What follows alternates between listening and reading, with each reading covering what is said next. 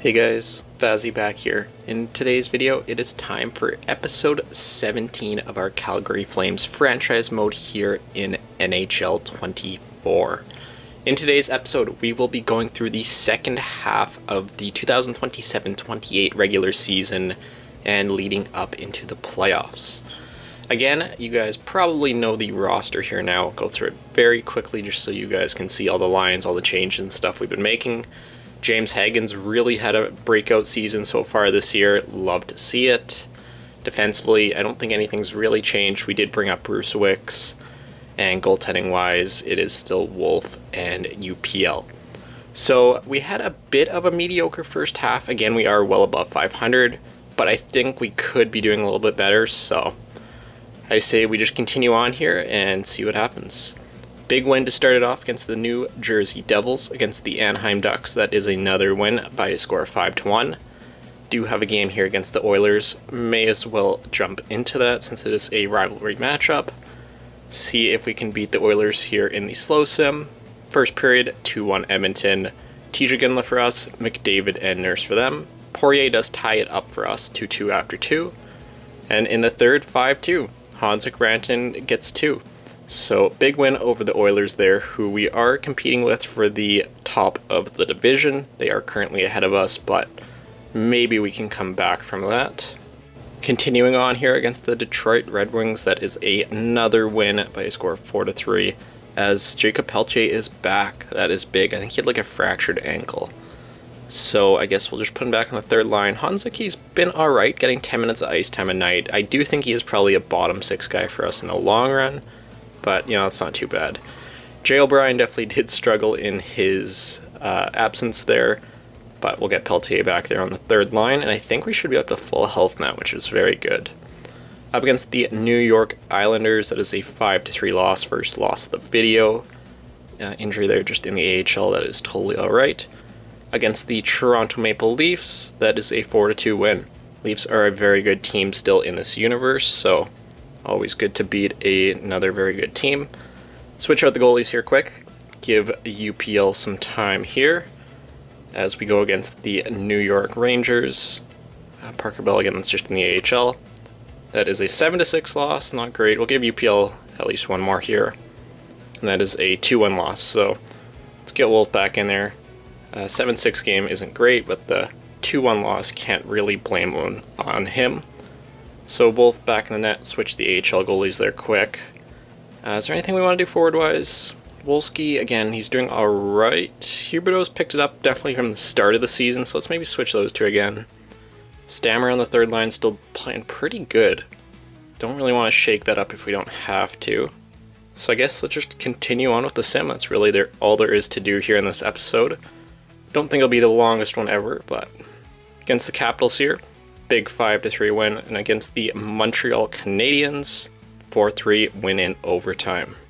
So it looks like we do have another game against Edmonton that we can jump into right away. Before we do so, let's just switch the goalies. UPL will get this start in the back-to-back. Again, we're closing in on the Oilers. We might be able to catch them. We'll have to see. Jumping into the game against the Oilers here, first period, 0-0. Second period, it is 2-2. Huberdeau and Rantanen for us, Hyman and Draisaitl for them. After 3, it is 4-2. Nuge and McDavid score as the Oilers will take this one. So, you know, it is what it is. Again, it's not going to help us in our chase of the Oilers, but still doing very good to start this episode. Followed by another very big one against the Vancouver Canucks by a score of 6-4. Going up against the Chicago Blackhawks and Connor Bedard. That is a 2-1 win in overtime. So that is, again, a very good result. Go and switch out the goalies once again.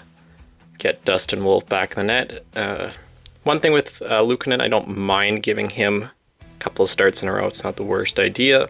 He is 83, so... Bruce Wicks down there looking pretty good on the third pairing. Don't mind that switch out with Brandstrom. Up against the LA Kings, that is a 5-3 loss against the Kings. Looks like we have a home and away against the Anaheim Ducks here.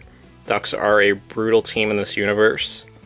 6-0 shutout, that is a great start. And at home against the Ducks, Bruce Wicks goes down.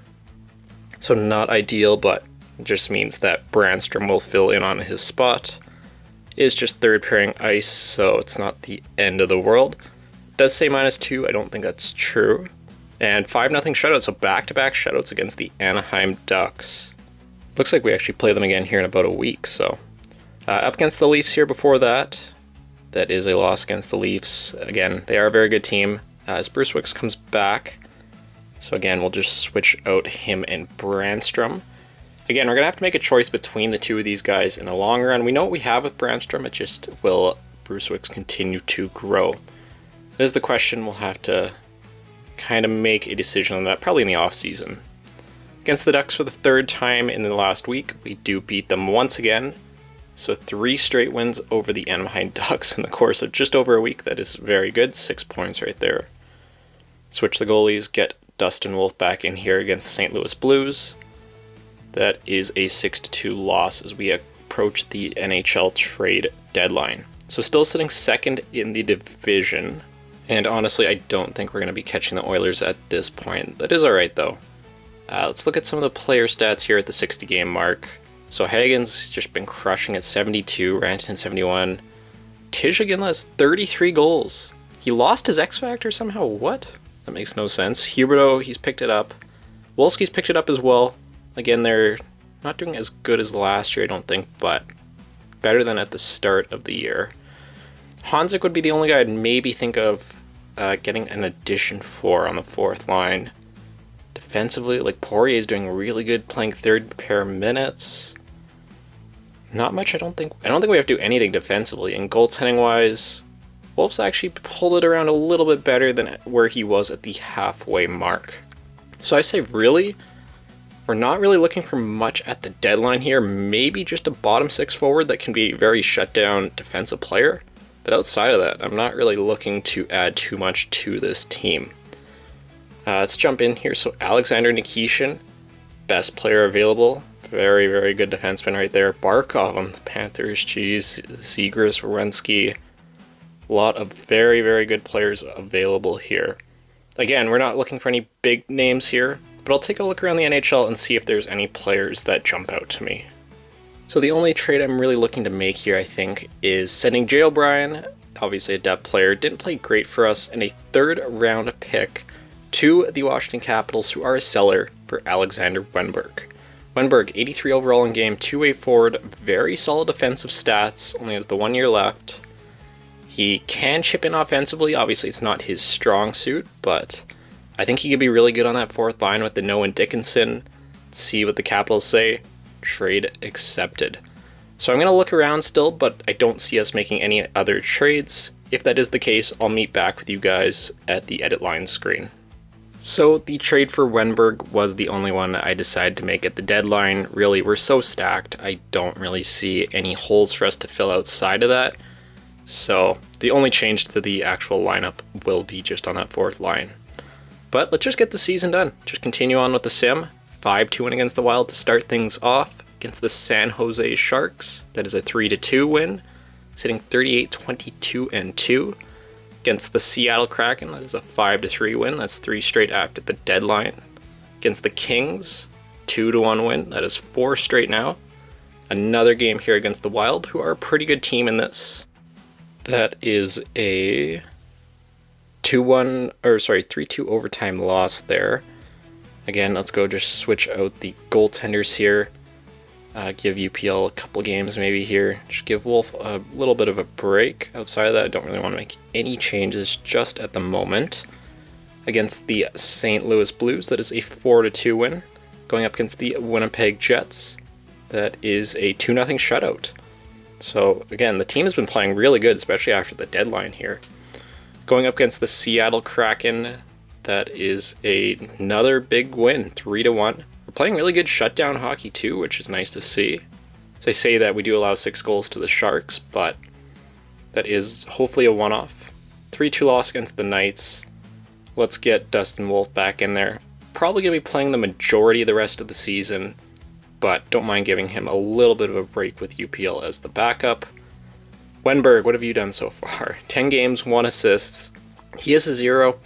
Again, we didn't bring him in to be an offensive guy. Getting 10 minutes of a night, as long as he can lock it down, isn't a big minus. That's all that we really care about. Up against the Vancouver Canucks here, that is a 7-3 win. Up next here against the Nashville Predators, that is a 4-3 loss in the overtime.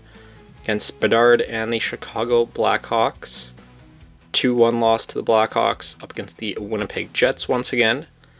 Dustin Wolf goes down April 10th. I think we're start of April, so it shouldn't be too long. Who do we want to call up? Prosvetov or Stevenson or Sergeev? I say probably just Prosvetov, 77 points, 75 for Stevenson. So we'll just make this lineup change here quick. Won't hopefully be getting into actual games for us, but if he does have to get in there as the backup, hopefully can do alright. And he shouldn't be in any AHL lines, but yeah, Wolf, he's been playing pretty good, especially after that rough first half where he was below 900 save percentage and over a 3 goals against. We definitely will need this guy to be playing well and playing for us in the playoffs. But yeah, we are actually on April 5th, so he's only out less than a week, so not the end of the world. UPL can start in the next couple games as Wolf. Yeah, he's already back. I think let's just send Backlund down for now. He should clear waivers, 76 overall. Just so we don't have Wolf get injured again, as he is still going to have a lingering injury. Backlund does clear waivers, so that should avoid that issue. And then UPL, he will just get the next couple starts, because yeah, Wolf is still technically hurt. Up against the Philadelphia Flyers here in Philly, that is another big win for us. Up against the Colorado Avalanche, maybe a playoff matchup, we'll have to see. As Wolf is fully healed, we'll get him back in there. It is an unfortunate loss to the Avalanche. And one more game here against the Predators, again, another loss. Let's get everything back to how it was. Wolf, you'll probably start for the rest of the season, outside of maybe a game or two here. Prosvetov, you can go back down, and Backlund, you will be our depth for the playoffs. Again, 76 overall, don't really see him getting in there, but good locker room guy. Keep him in the press box, keep him around the guys. Former captain of this team, so Wolf, you will now be our starter here. UPL, I feel like he should have better numbers than that. That's kind of interesting that his numbers aren't great. I thought he's actually been playing alright. Looking at Huberdeau, he's really turned it around from a really slow start. I like to see that. And even Wolski, again, it's not great, especially for Wolski. Hopefully next year we can see a rebound. As looking at Ginley here, he's at 39 goals in his sophomore season. And he lost his X Factor somehow. But playing very good. Brusewicz again, +8. Team's just playing really good. And that's things you love to see here. Up against the Vancouver Canucks here, it is a 4-2 win as we have our last 3 games of the year. Against the Kings, that is another 3-1 win. I'll give, I think, UPL the start against Seattle, and then Dustin Wolf can finish up the season here against the Edmonton Oilers. Again, maybe we'll be seeing the Oilers again in the playoffs, who knows. Who's that? That's McMorrow in the AHL. So against the Seattle Kraken, who have struggled this year, big win against the Kraken. Let's get Wolf back in there, and then we will jump into the last game of the regular season, and then take a look at the stats and all of that. So Wolf, you are back in there. See if we can finish the season off strong, the win against the Edmonton Oilers. Let's jump into it. Against McDavid and the Oilers, first period, 1-0 Flames. James Hagen's on the power play. Second period, still 1-0. Very good. And in the third, 2-0 shutout. There we go. Big game by Wolf. Coronado gets the blown goal in the third period. So I think that means we split the season series with the Oilers here at 2 games apiece, as we actually, it looks like we won the division. I think we finished second in the league. Wow, I did not think we were going to be passing the Oilers. So looking at the entire league, yeah, we were second, the Oilers were third. Finished 51, 27, and 4.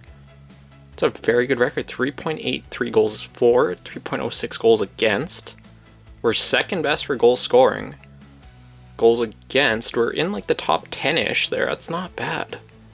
What else do we have here? Let's look at power play percentage. Sorting by the best. We are kind of mid-tier, 18.1. It's not horrible. And then penalty kill, 86, which puts us like second again. We had a really, really good simulation here. Take a look at the player stats here. As Hagens, he falls one short of 100. That you hate to see, but huge season from him. I'm so glad we extended him when we did. I think that contract will age well. Rantanen right behind him. Zari at 87 too. Aginla, 79 points, 40 goals. Coronado, he really broke out. By far his best season.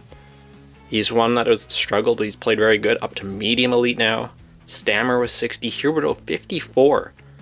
After having 4 assists in the first 20 games, he really turned it around. Wolski, 37. That's not too bad. Wenberg with us. 2 assists. Again, not why we brought him in for offense, but it is funny to see. And outside of that, there's not too much else going on there. Defensively, everyone is a huge plus on this team. Even like Dickinson, it was our only minus guy, finishes with plus 13. And goaltending, Wolf, he really turned it around this season. Stats again aren't great, but with this being an EA game, it's not too bad to be honest. Then checking the overall league standings, McKinnon 114, McDavid 109, McCarr 101, and Hagens, he is 4th in league scoring with 99 points, tied with Evan Bouchard of all people. Very, very good to see. Goaltending wise, Wallstead was the most winning. Swayman, Hellbuck, Wall. Wolf is on the first page, played a lot less games than the other starters, so if he played a little more, might be up there. Rookie scoring, Kosick, Boychuk, Gerard. He was 3rd overall pick in this year's draft. Played pretty good. There's a look at your rookie scoring this year. But I think there's only one other thing to do and find out who are we playing in the first round of the playoffs. So we did make it for the 3rd straight season. In the first round, we will be playing the Arizona Coyotes. Interesting. So obviously in this universe, or in the real life, they wouldn't be existing anymore, but in this game, they are still in Arizona. Looking at their team, Keller, Cooley, Gunther, it's a very solid top line. A lot of X factors, Michelli, Doan, Schmaltz on the second. It's a good top 6. Boot, Hayden, Fedotov. I do like their team, it's not bad. I like our forward core a little bit more, just depth-wise, but it's not too bad. Defensively, Moser, Dursey, Perek, Shimashov, Duda, Lamoureux. Again, they have very good depth. They don't have a superstar, but they have good depth. And Gustafsson and Harabel are the goalies, so good goaltending for sure. Injuries, Julian Lutz and Soderstrom is their scratch player. So definitely by no means an easy first round opponent, but I do like our chances if I have to be honest. Again, just comes down to depth in the playoffs. I think we have them covered, hopefully. But I think that is going to do it for today's episode, going through the second half of the 2027-28 season. And yeah, can't wait to see how this team performs in the playoffs. But that will do it for today's video. I'll see you all in the next one.